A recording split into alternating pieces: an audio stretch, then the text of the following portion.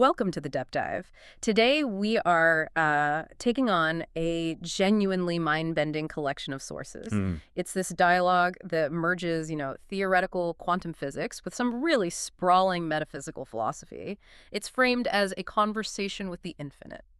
And these sources are, they're utterly unique. They don't just ask if we are connected. They just assume connection is a fundamental physical reality. Right. It's the starting point. Exactly.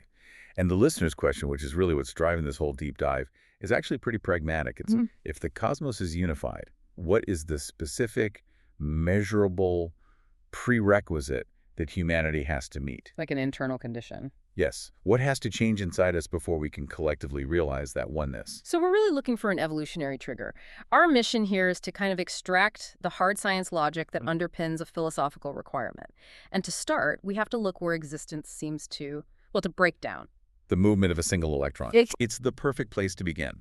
The source uses the electron's quantum leap, from a lower energy state to a higher one, as its central analogy for transcendence. And when this particle moves, it completely defies our classical understanding of reality. It really does. It doesn't trace a path. It doesn't spend any time traveling. It doesn't climb a ladder. It just vanishes from one orbital and then instantly reappears in the next. Precisely. And this forces us to confront what the source calls the gap. For a measurable instant, that particle ceased to exist as a defined thing. It's just... It entered this quantum realm, a state of pure probability. And the source argues that we, as humans, we obsess over the particle. The manifestation, right? The tiny dot of reality we can actually measure. The dot. But the actual truth of existence isn't in the dot. It's in the space in between. Yes. And what's so fascinating is the source's insistence that this gap is not empty. It's infinite possibility. Because the electron's position is undefined during that jump, the space it occupies theoretically contains every single potential outcome at once. So this lack of definition, this disappearance, is why the sources claim the solid reality we experience is just a microscopic fraction of the whole. So the power is in the silence. The power is in the infinite potential of that space in between. Let's just pause there for a second, because that is a huge conceptual pivot. We're going from, this localized infinity in a particle's jump to applying that idea to the entire universe. And this brings us right to the wildest part of the source material, the single-thread universe. This is where the mechanics become, deeply spiritual. The sources bring up the one-electron theory, which tries to explain why every single electron in the universe from inside the Earth to a distant galaxy has the exact same properties. The same mass, same charge, same spin. But why is that so strange? Can't we just say nature is consistent? We could, but consistency doesn't really explain the connection. The radical part of this theory is its conclusion. These aren't different electrons. Wait, what? They are all the same single particle. The same one. The same one, weaving backward and forward through time and space. The multiplicity we see, the trillions of electrons in your body right now, is just an illusion. An illusion created by that single particle showing up at different points in time and space simultaneously. Yes, precisely. Separation is just a failure of perspective. It's a product of time. We're only seeing snapshots of one eternal thing. So if we accept that, then this feeling of universal connection, this idea that you're linked to everything, it isn't just a nice thought. No, it's not an abstraction. It's a fundamental, physically rooted reality. There's this one quantum thread binding all of existence. It's the quantum glue for oneness. Okay, let's unpack the consequence of that. If we are all, intersections of the same particle, the philosophical conclusion is immediate. The illusion of our separation is... it's profoundly destabilizing. It is. But does that connection, that radical oneness, satisfy our very human need to belong? You'd think so. But surprisingly, the source says no. It rejects the whole concept of belonging. Rejects it? Why? It finds the term too small, too restrictive. Belonging, by its nature, implies an us and a them. A club with walls and rules. Exactly. And if you are the universal thread itself, a club with walls is, it's a prison. The source suggests belonging is rooted in the fear of separation. So what's the alternative? The identity it proposes is just grander, feeling like a planet, a solar system, a multiverse. It's about recognizing the terrifying freedom of being infinite. So you don't belong in the universe. You are the universe. You are the walls and all the space inside them. and outside them. That completely reframes individual identity. You're not a small vessel anymore. You're the infinite vessel itself. And this is where the Source takes that cosmic view and applies it pretty brutally to the human condition. It does, specifically to conflict. Things like bigotry, nationalism, tribalism. And it calls them, what was the word? Fundamentally absurd. A tragedy of scale.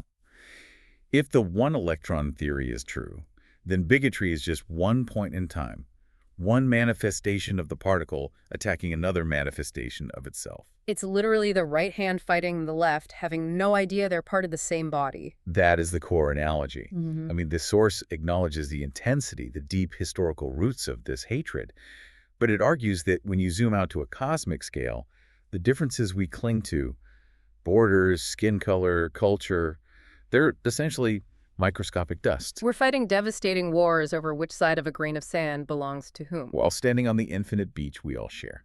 But, this critique, even if it's cosmically true, it can feel a little dismissive of the human experience, can it? I mean, if people are trapped in systems of fear and scarcity, just telling them they are microscopic dust isn't going to change their behavior. Right. Does the Source offer any practical way to overcome this? What is actually preventing us from seeing the one? And this is the critical pivot. This is where the sources get incredibly specific and actionable. The barrier to what they call the universal identity. It isn't spiritual laziness. Okay. It is structural imbalance. The Source argues our minds are stuck in the lower orbital, obsessed with fractured parts because our environment reinforces fracture. So what's the material condition that maintains that fracture? In a word, inequality. The Source is emphatic about this. Fundamental hierarchy, imbalance, the hoarding of education, of opportunity, of wealth, that is what prevents systemic coherence. Inequality actively reinforces the illusion of separation. I see the concept, but can we connect the dots? I mean, technically, how does something like a massive wealth gap prevent a species-wide quantum leap? Because the very existence of scarcity, which is enforced by inequality, locks us into a competition model. When your survival or your access to resources or your chance to grow is artificially limited, you are forced to compete against other manifestations of yourself. Against the same particle. Yes. This scarcity model breeds static in the system. It forces us to define ourselves by what we lack or what we hoard. So we're all fighting for scraps, and that fight keeps us focused on the dot of reality, ignoring the infinite potential in the gap. Precisely. If I believe your success fundamentally threatens my survival, I have to see you as other. The systems we build, wealth disparity, political borders, according to this material, they are the physical scaffolding holding the illusion of separation in place. So until every part of the system has the stability to just breathe and think. The collective consciousness stays stuck fighting for the basics. And that higher state remains totally inaccessible. So the path to cosmic transcendence, according to the Source, is a complete turnaround. It doesn't start with a meditation retreat or a telescope. No. It starts with utter, radical material equality here on Earth. That's the non-negotiable prerequisite. We have to achieve internal coherence first. We have to eliminate that systemic friction before we can even think about cosmic movement. The Source basically says if we're all one, then the system is only as strong as its weakest link. A deeply unequal system is a fundamentally fragmented system. Okay, so now let's shift to the final vision. Let's assume that precondition is somehow met. Conflict ceases, the structural illusion of separation collapses.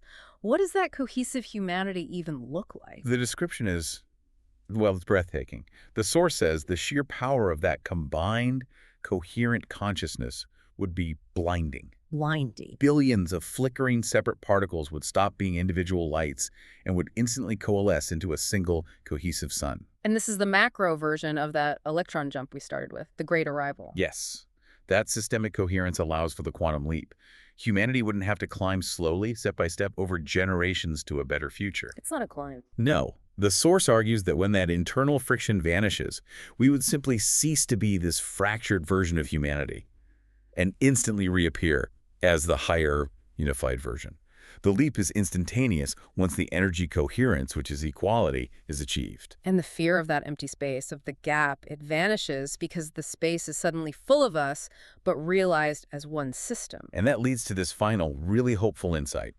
For you, the listener, the individual, you do not need a bridge to cross the gap. Why not? Because as the one electron, you are, in a very real sense, already on the other side. You're just waiting for the rest of yourself to catch up. For the whole system to achieve the coherence needed for the jump. Exactly. What a phenomenal journey. I mean, we went from the microscopic jump of a single particle to this massive societal shift. Radical equality being the requirement for a global quantum leap. Hmm. So the separation we feel isn't some flaw in our substance. It's a destructive consequence of the temporal systems of inequality we maintain. And that's the challenging synthesis from these sources. The greatest technological or spiritual advance isn't about looking outward.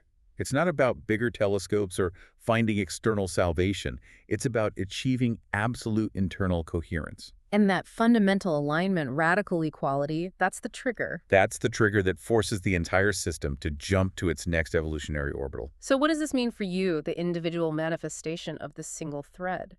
If radical equality is the prerequisite for humanity's universal identity, we want to leave you with this final thought. Consider the systems we've built to measure and enforce separation, whether that's political borders, mechanisms of financial competition, or how we stratify access to information. Which one of those temporary illusions born from a fear of scarcity must you first recognize as dust for humanity to stop fighting itself and finally take that leap?